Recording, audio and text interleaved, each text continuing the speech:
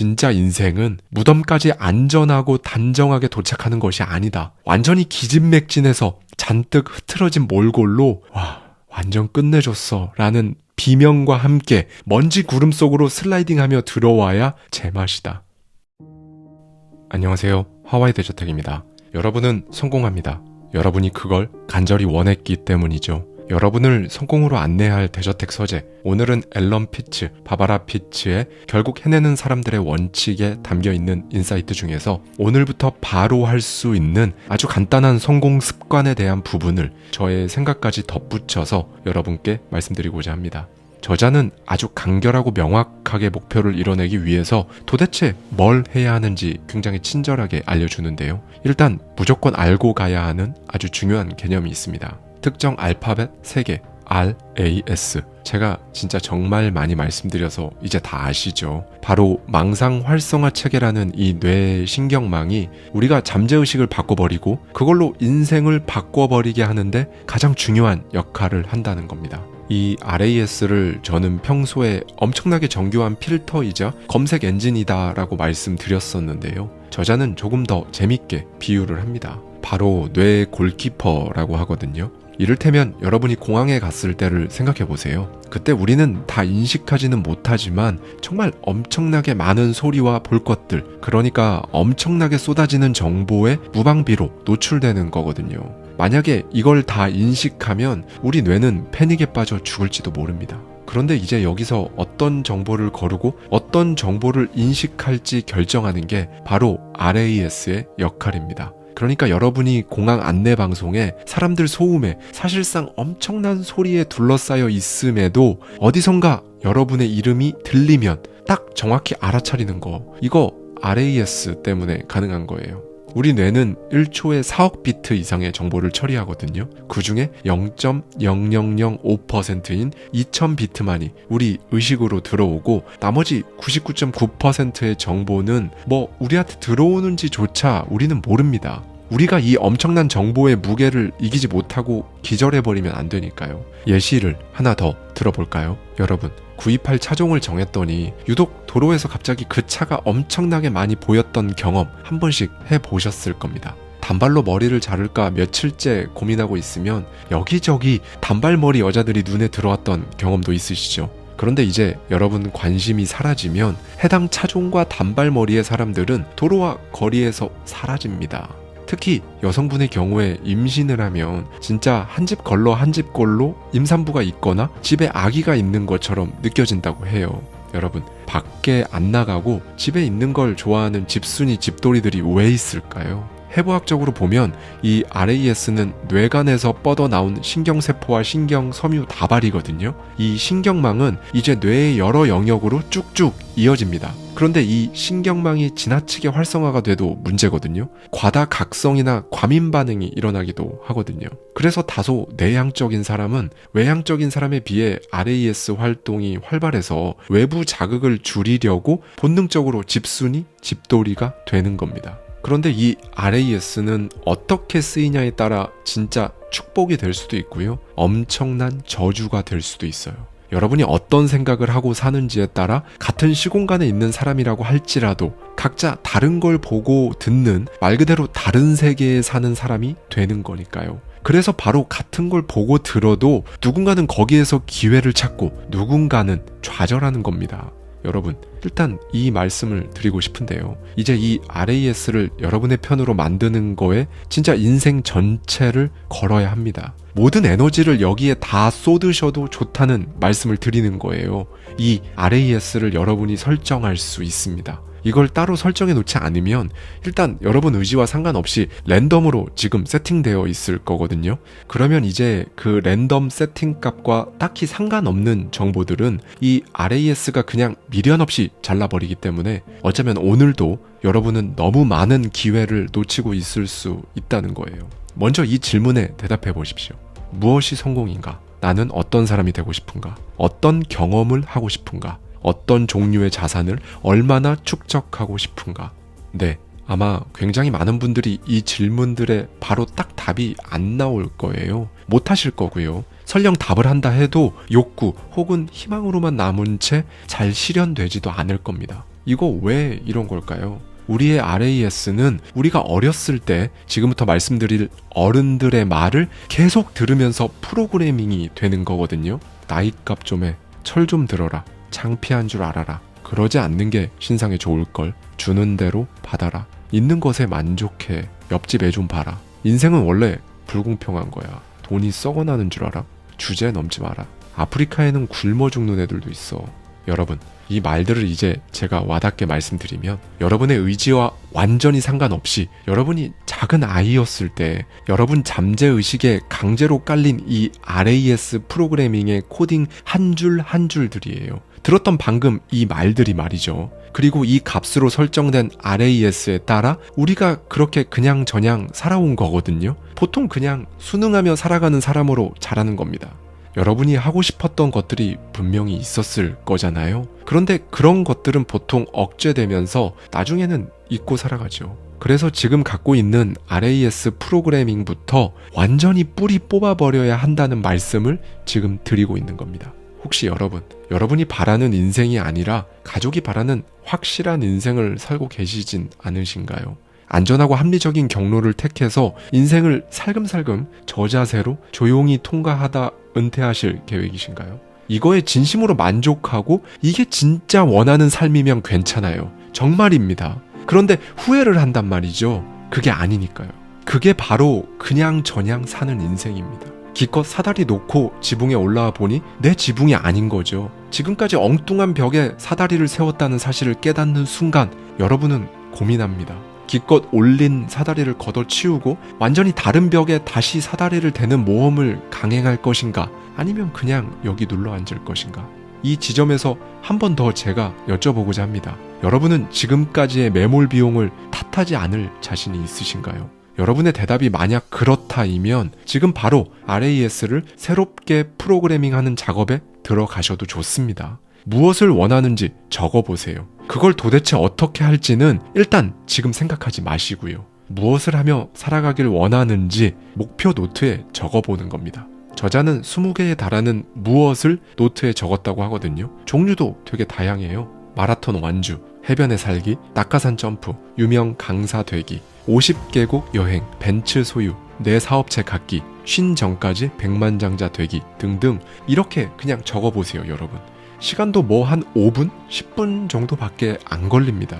제가 이 RAS가 일종의 검색 엔진이라고 했잖아요. 지금 여러분이 무엇을 원하는지 RAS에 검색어를 던져주는 거죠. 여러분이라는 사람의 인생을 통째로 쥐고 흔드는 이 신경망에게 방향을 알려주고 일거리를 던져주는 겁니다. 일단은 너무 진지하게 머리 아프게 생각 마시고요. 저자처럼 흥미로운 발상들을 그냥 두서없이 모아서 항목을 적으세요. 그리고 목표는 진짜 꼭 손으로 쓰셔야 합니다. 타이핑하지 마시고요. 그거나 저거나 뭐 똑같이 적는 거 아니냐라고 생각하실 수도 있는데요. 완전히 다릅니다. 이건 이미 2010년대 들어서 많은 실험들로 과학적으로도 수차례 입증된 거예요. 손으로 적으면 우리는 그거 별거 아닌 것 같지만 최대 1만 가지 움직임이 수반되는 거거든요. 그 과정을 통해서 뇌에 관련 신경회로가 만들어지는 겁니다. 저는 이거 관련해서 예전에 논문도 찾아보고 그랬었어요. 꼭 손으로 직접 쓰셔야 합니다. 이 저자가 예시를 정말 재밌게 잘 드는데요. 저자는 이걸 이렇게 설명합니다. 목표를 컴퓨터 키보드로 입력하는 것은 스포츠카 운전을 묘사하는 글을 읽는 것과 같다. 손으로 목표를 쓰는 것은 직접 알프스를 누비며 스포츠카를 시운전하는 것과 같다. 즉, 손글씨는 목표에 대한 정서적 몰입도를 월등히 높이고 내 잠재의식에게 쉬지 말고 공든 탑을 쌓으라는 지시를 내리는 것과 같다고 말이죠. 여러분, 여기서 포인트는요. 여러분이 원하는 걸 도대체 어떻게 하면 얻을 수 있을지에 대해서 고민하고 그러면 오히려 일이 되지 않는다는 겁니다. 여러분은 그냥 정확히 무엇을 하고 싶은지 또는 무엇이 되고 싶은지를 딱 결정하면 이 RAS가 알아서 길을 찾는다는 거죠. 왜냐면 그게 바로 RAS가 하는 일이거든요. RAS 자기가 일해야 되는데 여러분이 그걸 그런데 어떻게 하지? 라고 계속 고민하면 RAS 하는 일을 여러분이 방해하는 겁니다. 제가 예전에도 몇 번 말씀드린 적이 있었는데요. 여러분 손바닥에 물 한 방울이 딱 있어요. 그런데 이걸 이제 바다 한가운데에 떨어뜨렸단 말이죠. 그리고 나서 나는 아까 내 손바닥 위에 있던 그 물 한 방울을 원한다 라고 하면 바닷속을 뒤져서 기어이 그 한 방울의 물을 찾아내는 게 RAS의 능력입니다. 이거 그냥 제가 비유적으로 말씀드리는 게 아니라 저와 여러분, 우리 모두에게 있는 RAS의 능력이 진짜로 이렇다는 거예요. 다시 아까 목표 노트로 잠깐 돌아가 볼까요? 종이를 3칸으로 나눠 보십시오. A칸에는 시급히 달성해야 하는 것들과 여러분에게 제일 의미가 큰 항목을 쓰시고요. B칸에는 중요하긴 한데 막상 시간과 노력을 투자하기 전에 좀 생각할 필요가 있는 항목을 쓰는 겁니다. 그리고 C칸에는 흥미를 유발하고 도전 정신을 막 일으키긴 하지만 현 시점에선 그저 가능성에 그친다라고 생각되는 목록을 적어보세요. 그리고 각 칸마다 여러분이 적은 것들을 1위부터 10위까지 순위를 매기시는 겁니다. 그리고 A칸에 적은 것들을 우선순위를 매기는 거예요. 그런데 그냥 매기는 게 아니라 수치화를 한번 해보는 거죠. 멋진 내 집 마련이 A칸 1순위에 있다면 이걸 언제까지 어떤 집을 가질 건지 수치화하는 거죠. 평수, 방 개수, 가구들, 심지어 문 손잡이까지 정확히 묘사할수록 좋습니다. 그러면 이제 여러분 잠재의식에 있는 RAS의 추진력이 미친 듯이 올라가는 거예요. 이 부분에 대해 저자는 목표가 아직 손에 닿지 않는 곳에 있다고 눈이 닿지 않는 곳에 있는 것은 아니다 라고 말합니다. 그러니까 여러분의 목표를 상징하거나 묘사할 수 있는 그림이나 이미지들을 수집하라는 거예요. 요즘은 뭐 예전처럼 모으는 게 어렵지도 않잖아요. 스마트폰으로 몇 분, 아니 몇 초면 금방 원하는 이미지를 찾을 수 있습니다. 이렇게 이미지 정보를 수집하면 할수록 또 다른 정보가 이제 사방에서 보이기 시작할 거예요. 여러분, 어떤 경험이 여러분에게 어떤 결과를 안겨줄지 알 수 없어요. 그러니까 목표, 여러분이 막 수집해서 폰이나 노트북에 저장해 놓은 사진 혹은 눈에 잘 띄는 곳에 붙여놓고 매일 보는 그 목표랑 진짜 아무 상관없어 보이는 일이라고 할지라도 나중에 목표를 이루고 나서 결과적으로 뒤돌아보면 그때 그래서 내가 저걸 하게 됐었구나 라면서 신기해하는 날이 옵니다. 이건 진짜예요. 그러니 처음부터 막막하다고 그냥 멍하니 계시지 마시고 작든 크든 간에 그 목표를 일단 손으로 적어 보십시오. 그리고 읽고 또 읽어보세요. 보고 또 보는 겁니다. 그러면 이제 자연스럽게 그게 여러분에게 진짜 중요한 건지 그 여부가 판명 날 거예요. 그러면서 이제 솎아지는 거거든요. 여러분의 진짜 목표가 자연스럽게 골라지는 거죠. 나머지는 하나 둘씩 제거를 하고 그렇게 살아남은 것들만 이제 침실 벽, 화장대 거울, 서재, 냉장고 같이 눈이 가는 모든 지점에 붙여보세요. 이걸 가족이나 지인들이 이상하게 본다면 지금 잘하고 계신 겁니다. 엄마 뭐해? 아빠 뭐해? 딸 뭐하니? 아들 왜 그래? 왜 안 하던 짓을 하지? 라는 소리를 들었다면 성공이에요. 1970년대에 부자들을 대상으로 흥미로운 연구를 진행했다고 합니다. 바로 백만장자와 억만장자를 가르는 차이가 무엇이냐는 굉장히 스케일이 큰 연구였죠. 무려 3년의 연구를 거쳐 결과가 나왔는데요. 백만장자와 억만장자 그룹은 자신이 원하는 것을 정확히 알고 있다는 점에서는 똑같았어요. 그런데 놀랍게도 두 그룹을 가른 가장 극명한 차이는 손으로 쓴 목록이 존재하느냐였다고 합니다. 이 이야기까지 말씀드리니까 진짜 적지 않을 수가 없지 않으신가요? 여러분, 아마도 전 세계 사람들의 최대 관심사는 본인이 경제활동 인구로 보내는 이 삶을 어떻게 보낼까에 대한 고민일 겁니다. 경제활동 인구는 주로 15세에서 64세 사이의 청장년층 인구를 말하거든요. 2012년에 140국에서 시행된 갤럽 조사에 의하면요. 67%의 사람들은 자기 밥벌이에 만족하지 못한다고 합니다. 의욕도 없고 동기를 찾지 못하며 노력을 기울일 마음도 없어요. 더 최악인 건 24%는 자기 일에 대해 진심으로 불행하다고 생각하고 완전히 비생산적이라고 생각한다는 거죠. 결국 이 사람들을 제외한 나머지 9%가 불을 독식하는 구조인데요. 이쯤에서 한 가지 진짜 제가 진지하게 여러분들께 여쭤보고 싶은 것이 하나 있습니다. 여러분, 언제까지 일하느라 바빠서 먹고 살기 바빠서 정말로 하고 싶은 것들에 대한 생각을 할 시도조차 하지 않으실 건가요? 기회가 되면 돈 안 받고도 하고 싶은 일이 있는지 생각해 보세요. 저자도 저와 똑같은 생각을 지니고 있는데요. 돈 돈 안 받고도 하고 싶다. 이런 일이 뭔지 여러분 스스로 답을 찾았다면 인생의 가장 중요한 미션을 해결한 거라고 강조합니다. 그럼 여기서 이런 생각이 들 수가 있죠. 아니, 나는 사람들이랑 어울려서 수다 떠는 게 좋은데 이걸로 어떻게 직업을 하냐고 라고 말이죠. 이런 사람 중엔 오프라 윈프리가 있습니다. 그런데 제가 지금 말씀드리는 건 오프라 윈프리처럼 막 이런 거물이 되라는 게 아닙니다. 돈이 따르지 않아도 하고 싶을 만큼 좋아하는 걸 해보는 것, 이제는 진짜 이걸 고민해봐야 하는 시점이라는 거예요. 이런 말씀을 계속 드리는 이유가요, 여러분이 진심으로 즐기는 일을 찾아야만 단 하루도 일하지 않고 살 수 있게 되는 거거든요. 정확히 지금 제가 그렇게 행복하고 경이로운 하루하루를 살고 있거든요. 직장 다닐 땐 진짜 100% 일하러 다녔죠. 당연히 하기도 싫었고요. 스트레스도 많고 책임질 일도 많고 갈등도 많고 정말 100% 일이었어요. 그런데 지금은 그때보다 훨씬 바쁘게 사는데 일한다는 생각을 정말 단 1초도 해본 적이 없거든요. 비교조차 할 수 없는 인생을 살고 있습니다. 저는요. 저자는 이런 말을 합니다. 인간은 오로지 두 가지 동기 중 하나로 행동한다. 이득을 얻거나 고통을 피하거나. 언제까지 고통을 피하는 방식으로 살아갈 텐가? 라고요. 여러분, 지금 여러분 삶의 모양새가 만족스럽지 않다면 그건 인생의 목표가 충분히 명확하지 않아서 여러분의 RAS가 어디서 뭘 찾을지 갈피를 못 잡고 있어서 그런 겁니다. 바로 시작할 수 있는 것들은 그냥 바로 시작하세요. 남들보다 앞서 나가는 방법은 출발하는 것밖에 없잖아요. 어떤 건 해보니까 별로라 땡 끝낼 수도 있고, 또 어떤 건 다른 거랑 연결되기도 하고, 심지어 어떤 것들은 진짜 전국적으로, 아니 세계적으로 뻗어나갈 수도 있을 겁니다. 브로니 웨어라는 호스피스 간호사는 생애 남은 시간이 12주 이하인 시한부 환자들을 돌본 경험을 바탕으로 죽기 전에 가장 많이 하는 후의 5가지라는 책을 썼어요. 제가 오늘 여러분께 꼭 들려드리고 싶은 이야기였는데요. 사람이 죽기 전 가장 많이 하는 후의 5가지는 다음과 같다고 합니다. 1. 왜 행복하려고 하지 않았을까? 평생 익숙한 방식만 고수하며 습관에 매여 살았다. 튀는 것이 두려워 남들과 비슷하게 행동했다.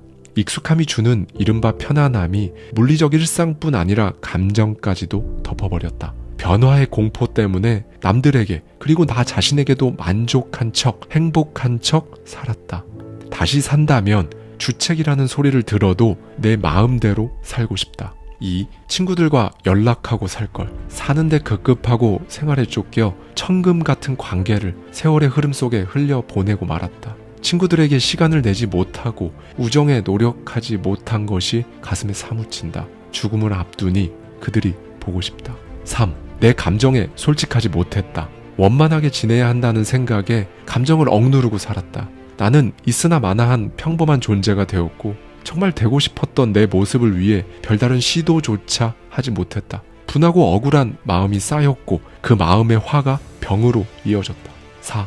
회사에서 그렇게까지 열심히 일할 필요가 없었다. 일에 쫓겨서 아이들이 크는 것도 제대로 못 보고 아내, 남편과의 관계도 챙기지 못했다.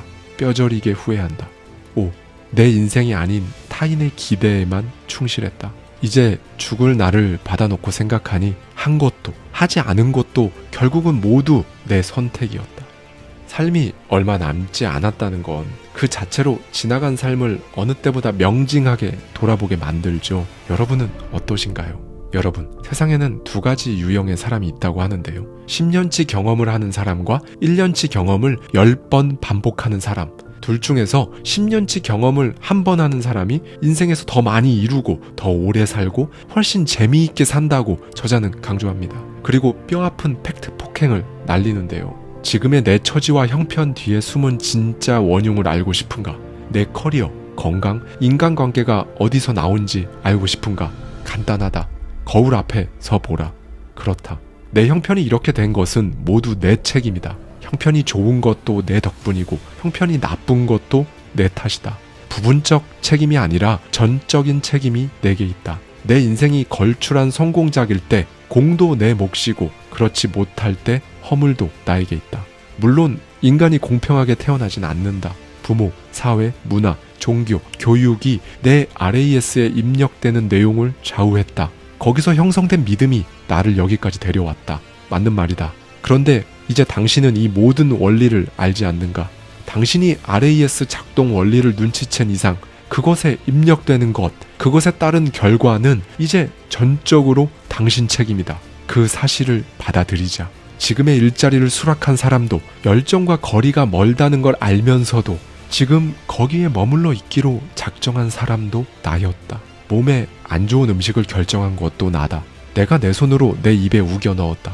끝없는 비난과 배신감을 안기는 친구나 가족에게 선을 긋지 않은 것도, 규칙적으로 운동하지 않은 것도 내 결정이었다. 나를 돌아버리게 하는 고객이 있는가? 나를 감정 쓰레기통으로 호구로 여기는 사람이 있는가? 다 내가 키운 괴물들이다. 내가 그 괴물들을 인생에 끌어들였고 내쫓지 않았다. 내가 골랐고 내가 머물게 했다. 그런 선택을 한 것도, 그런 생각에 젖은 것도 나였다.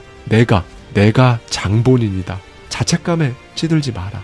대신 강력한 정신 에너지를 발휘하라. 스스로에게 물어라. 지금과 다른 결과를 얻으려면 내가 내 손으로 어떻게 해야 하는 것인가? 여러분, 저와 여러분, 우리 인생 진짜 딱 한 번이잖아요. 살아가면서 진짜 그 어떤 것이든 목표를 잡아보십시오. 이에 대해 저자는 이런 말을 전해주는데요. 정말로 눈에 차는 것을 목표로 삼아라. 눈에 들어오는 것 중 그나마 나은 것에 안주하지 말라 라고 말이죠. 여러분, 만약 여러분이 꿈을 상상할 수 없다면 아직 그 꿈을 이룰 준비가 되어 있지 않은 겁니다. 우리 뇌는 물리적 혹은 정신적으로 달성 가능한 것들만 이미지로 만든다고 하거든요. 이게 바로 애초에 상상조차 되지 않는 일은 달성하기 어려운 이유입니다. 예를 들면 태평양에 뛰어들어서 잠수해서 미국까지 가는 건 상상이 안 되잖아요. 그런데 여러분, 이걸 정확히 반대쪽 측면에서 한번 볼까요? 다른 말로 하면 여러분이 상상할 수 있다면 충분히 실현 가능하단 겁니다. 이 부분에서 저자는 이렇게 말합니다. 인생이 그렇게 녹록하지는 않다. 하지만 상황을 시각화하는 능력이 당신의 꿈을 현실화시킬 것이다. 가장 중요한 첫 걸음은 최종 결과를 획득하는 자신의 모습을 상상하는 것이다. 어떻게 해낼지는 나중이다. 그런데 사람들은 대개 반대로 한다. 방법만 궁리하다 좌절감에 빠져 생각을 접고 만다. 여러분, 명확한 목표가 설정되고 나면 여러분 잠재의식의 RAS에서 변화가 나타납니다. 그전까지는 관심 자체가 없었던 것들을 갑자기 의식하게 되실 거예요. 일단 인간관계부터 변화가 생길 겁니다. 예전 같았으면 가볍게 무시했을 여러분과 진짜 아무 상관없는 이름을 RAS가 집어내고 그렇게 맨날 똑같던 여러분 일상의 변화가 이제 여기서부터 시작되는 거죠. 그렇게 그 지점이 바로 성공이 시작되는 바로 그 지점인 겁니다. 아무리 행사장이 어수선하고 시끄러워도 RAS는 여러분에게 필요한 정보를 칼같이 분리해서 여러분 앞에 가져다 놓을 거예요. 이곳저곳 붙여놓은 목표 목록은 여러분이 더 빠른 성취를 할 수 있게 도울 거고요. 성공이 취미인 사람이 되십시오. 그게 진짜 인생을 재미있게 신나게 한번 사는 거거든요. 그리고 이 목표는 반드시 마감 기한이 있어야 하고요. 확언으로 약속해야 합니다. 이와 관련해선 2부에서 계속 말씀드리도록 할게요. 오늘은 저자의 마지막 말로 영상을 마치겠습니다. 진짜 인생은 무덤까지 안전하고 단정하게 도착하는 것이 아니다. 완전히 기진맥진해서 잔뜩 흐트러진 몰골로 와, 완전 끝내줬어 라는 비명과 함께 먼지 구름 속으로 슬라이딩하며 들어와야 제맛이다. 호언장담하셔야 해요. 그런 여러분을 보고 뭐 김칫국 마신다, 허언증이다, 공상이다, 과대망상이다 이런 말 하는 사람들 역시 진짜 쓰레기통에 가져다 버리세요. 손절하십시오. 오늘은 어떤 것이든 작던 크든 간에 목표가 있으시잖아요. 그런데 막막하기도 하면서 잘 안 되는 분들도 계실 거고요. 그래서 오늘은 진짜 이놈의 목표 달성, 이거 어떻게 하면 되는지 딱 4가지 방법을 말씀드리겠습니다. 첫 번째는요, 이건 제가 만든 단어이긴 한데 셀프 마감일을 정해야 한다는 겁니다. 마감이 다가오고 있다는 그 생각이 초능력을 부른다는 거죠. 이 마감의 힘은 실로 강력합니다.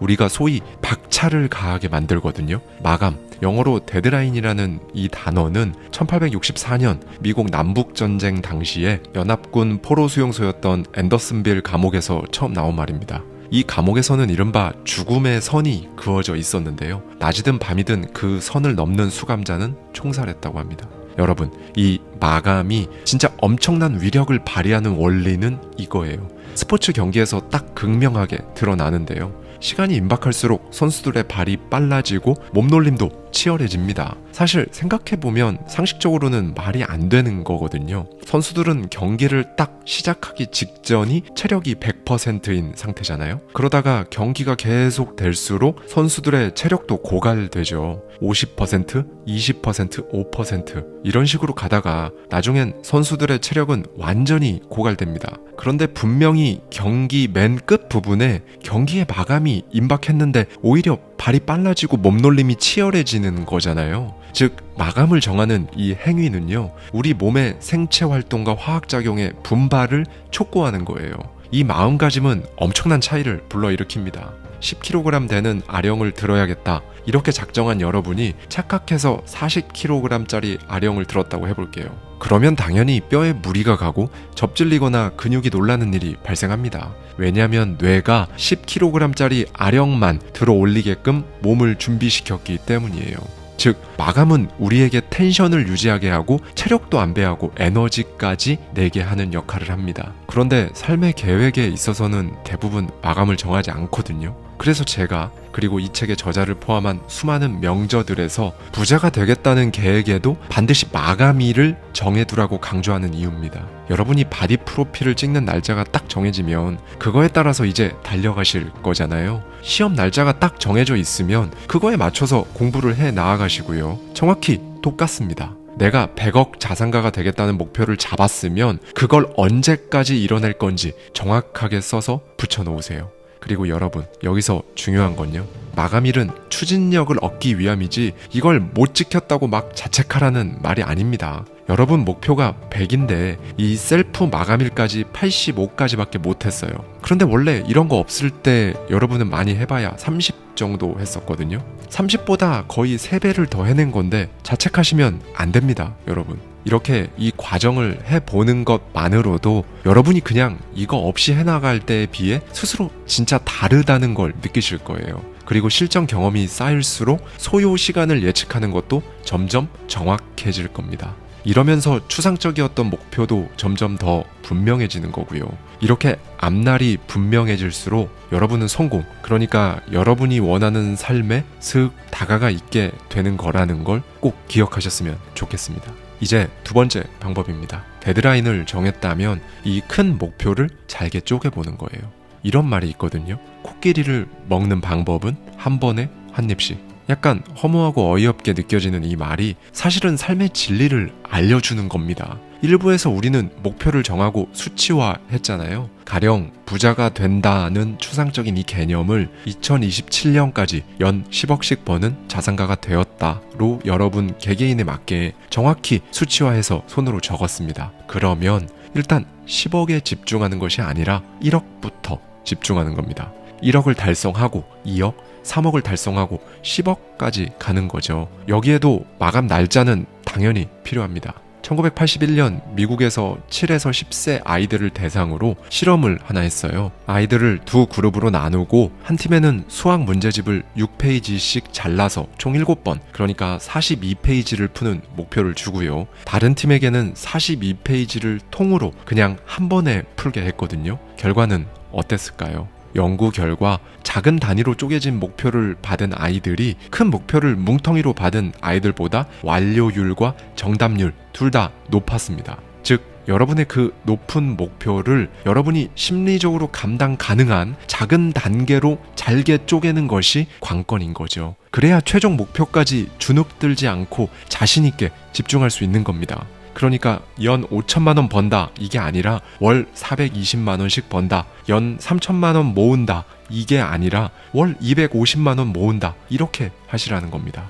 여기서 핵심은요, 심리적으로 감당 가능한 작은 단계까지 쪼갠다에 있어요. 그리고 이렇게 할 일을 정했다면 이제 해야 할 건 딱 하나예요. 그냥 하는 겁니다. 뭐든 상관없어요. 여러분이 끌리는 일이라면 그게 뭐든 상관없습니다. 잠시 자기관리론의 저자 데일 카네기의 말을 빌려올게요. 우리의 인생이란 얼마나 희한한가. 아이들은 내가 더 크면 이라고 말한다. 자란 다음에는 내가 어른이 되면 이라고 한다. 어른이 되고 나서는 결혼을 하면, 결혼을 한 다음에는 은퇴하면으로 생각이 바뀐다. 그리고 은퇴할 때가 되어서야 비로소 자신이 지나쳐온 풍경을 돌아본다. 우리는 너무도 늦게야 인생이란 살아가는 데 있으며 매일 매 시간의 연속이라는 것을 깨닫는다. 그러니 여러분, 바로 시작하세요. 내일로, 다음 주로, 추석 이후로, 내년으로 미루지 마세요. 강좌를 등록하고 직장에 지원하고 멘토를 발견하십시오. 계획 짜는데 너무 몰두해서 시작도 못하는 분들이 너무 많아요. 은퇴 이후 개인 형편, 반려동물, 자녀 교육은 핑계가 못 됩니다. 그래서 시작은 원래 그냥 해야 하는 겁니다. 데드라인을 못 지키면 괜찮습니다. 못 지키는 그것도 사실은 레벨업하는 요령이거든요. 실전 경험을 쌓으면 소요 시간, 그러니까 데드라인을 예측하는 능력도 좋아지니까요. 누군가 여러분의 그것들을 가리켜서 어리석다고 비웃는다면 세상에는 거대한 국수처럼 생긴 수영 보조 용품을 발명해 억만장자가 된 사람도 있다는 사실을 기억하라고 저자는 강조합니다. 여러분, 시작부터 위대할 필요는 없어요. 그런데 위대해지려면 시작해야 합니다. 여러분이 위기를 감수해야 할 처지에 있는 게 맞습니다. 여러분이 지금 위기 상황에 놓여 계실 수도 있거든요. 그런데 위기는 한자로 위는 위험을, 기는 기회를 뜻하거든요. 이런 이유로 어쩌면 저처럼 혹은 누군가처럼 진짜 처절한 실패를 맛본 사람들이 제대로 각성하면 신기하게 이게 또 기회로 작용해서 그냥 평탄했던 사람보다 더 빠르게 성공하고 그러거든요. 어쩌면 삶의 진리입니다. 애매하게 안전지대에 발 걸친 사람들이 이도저도 못하고 결단을 못 내리는 것도 분명 있어요. 여러분, 용수철처럼 튀어오르길 바란다면 뭐든 행동에 나서야 합니다. 세상은 내가 아는 만큼 베풀지 않습니다. 내가 행동하는 만큼 베풀죠. 고학력자들은 흔히 졸업만 하면 세상이 알아서 자기 노력을 보상해 줄 거라고 믿어요. 그런데 그렇지 않거든요. 현재 어떤 형편에 놓여 있는지, 어쩌다 지금 이 지경인지 중요하지 않아요, 여러분. 지금 그 형편, 상황 전부 다 100% 여러분이 만든 겁니다. 이것만 인정하세요. 이걸 인정하시면요, 여러분한테 스스로 새로운 형편, 상황 전부 다 다시 구성할 수 있는 힘이 있다는 것도 인정하게 되는 거니까요. 환경과 처지의 피해자가 되지 마십시오. 선택할 능력을 가지고 태어났으니 선택하십시오. 저자는 정말 너무 인상 깊은 에피소드 하나를 들려주는데요. 한 남자가 27세 나이에 오토바이 사고로 몸의 65%의 화상을 입었어요. 스스로 목숨을 끊고 싶을 정도로 처절했던 그는 엄청난 자기 각성 끝에 부상을 회복하고 4년 후에 조종사 자격증을 따서 자신이 진짜 원하는 것들을 해냈습니다. 미첼이란 이름을 가진 이 남자는 현재 TV 프로그램에도 출연하는 유명 작가이자 동기부여 강연가로 활동하고 있고요. 이 사람 미첼이 실제로 이렇게 말했습니다. 장애인이 되기 전에 내가 할 수 있었던 일은 1만 가지였다. 지금은 9천 가지가 된다. 선택은 2가지다. 못하게 된 1,000가지를 곱씹든가 남은 9천 가지에 집중하든가. 목표를 달성하는 것, 도대체 어떻게 하는 건지에 대해 말씀드리고 있습니다. 이제 3번째 방법인데요. 제가 거의 매일 말씀드리고 있는 방법이죠. 목표를 실감나게 상상하는 겁니다. 저자도 똑같이 말해요. 마음은 글로 생각하지 않는다. 마음은 그림으로 생각한다. 오늘은 이 시각화 기법이 왜 필요한지 제대로 알려드리겠습니다. 시각화의 효과는 정신신체의학의 선구자 에드먼 제이콥슨 박사가 처음 발견한 개념인데요. 박사는 실험에 참가한 사람들에게 특정한 운동 동작을 상상하라고 했어요. 그리고 감지장치를 근육에 붙여서 근육의 움직임을 검사한 거죠. 그러자 해당 동작을 실제로 할 때와 일치하는 근육 움직임이 나타난 거죠. 이후의 연구에서는 어떤 것까지 밝혀졌냐면요. 특정 운동 기술을 지속적으로 시각화한 사람에게 일종의 근육 기억이라는 게 생긴다는 겁니다. 그래서 해당 기술을 이제 실제로 할 때 마치 그 전에 실제로 연습을 많이 한 사람처럼 익숙하게 그 동작을 소화해내는 현상이 나타났다고 해요. 그래서 체육계는 이미 50년 전부터 이 시각화 기법을 활용해 왔습니다. 세계적인 프로 골퍼들도 타수를 줄이는 최고 비결 중 하나로 마음속에서 공을 원하는 곳으로 보내는 능력을 꼽습니다. 특히 목표로 하는 그 지점을 상상하는 건 당연하고요. 공의 탄도와 비거리까지 상상으로 보면 그 효과는 배가 된다고 해요. 이 사례는 제가 전에도 말씀드렸었죠. 레전드 프로골퍼 잭 니클라우스가 이 시각화 방법으로 세계 최고의 프로골퍼가 된 겁니다. 스포츠뿐만 아니라요. 이런 사례는 정말 엄청나게 많습니다, 여러분. 1970년대에 이스라엘 정치인 나탄 샤란스키는 미국 스파이라는 혐의로 소련 감옥에서 무려 9년을 보냈거든요. 독방 감금 기간에 나탄은 가상의 상대 또는 자신을 상대로 끊임없이 머릿속으로 체스를 두었어요.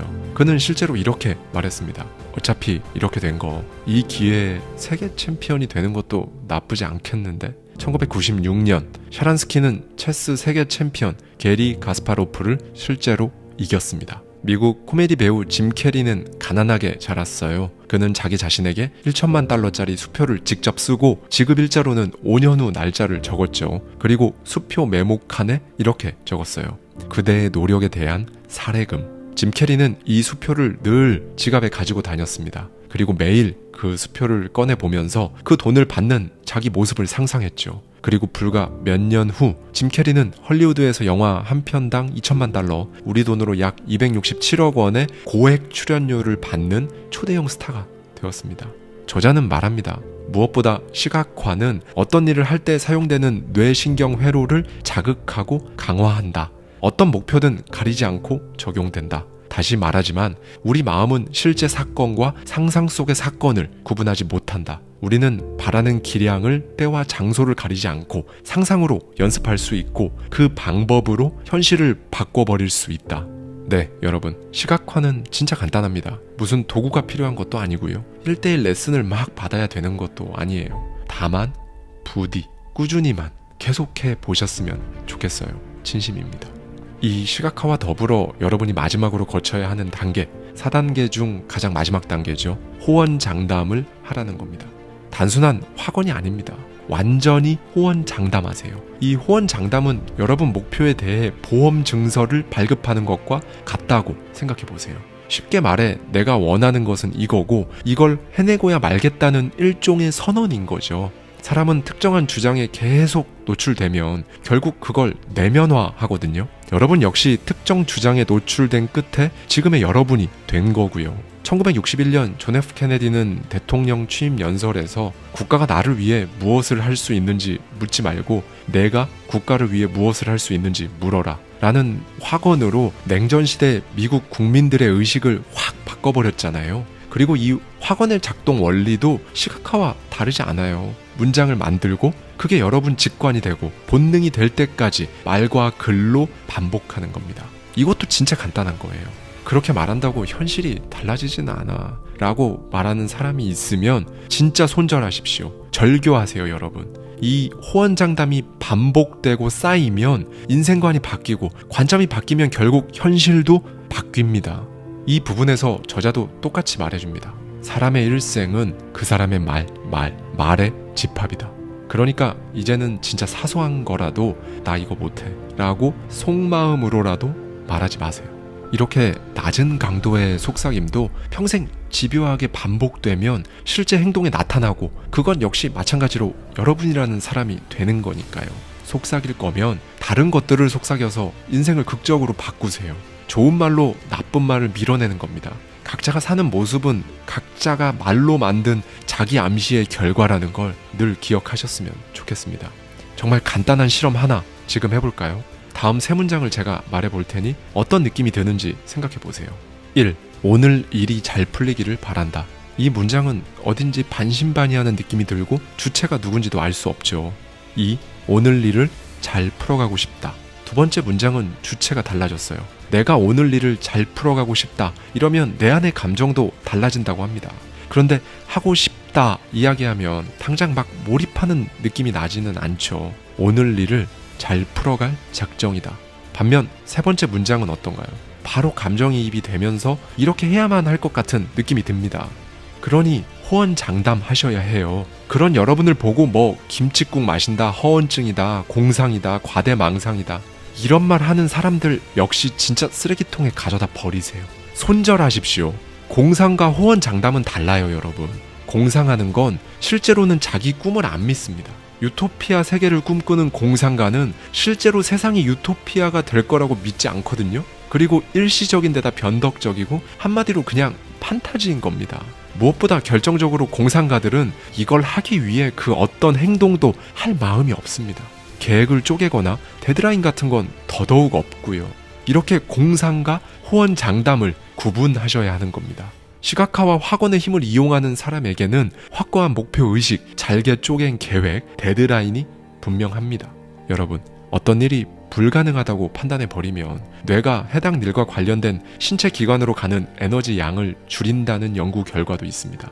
네, 호언장담과 상상으로 효과를 본 사례는 국적과 시대, 분야를 막론하고 정말 수없이 많습니다. 사실은 우리 주변에도 수없이 일어납니다. 그런데 왜 주변엔 그런 사례가 없는 것 같을까요? 두 가지 이유가 있어요. 첫 번째는 여러분이 관심이 없으니까 그래요. 그렇죠? 물어본 적도 없잖아요. 두 번째는 상상과 확언으로 목표를 이룬 사람들이 굳이 막 떠벌리고 다니지 않기 때문입니다. 마지막으로 진짜 핵심만 딱 말씀드릴게요.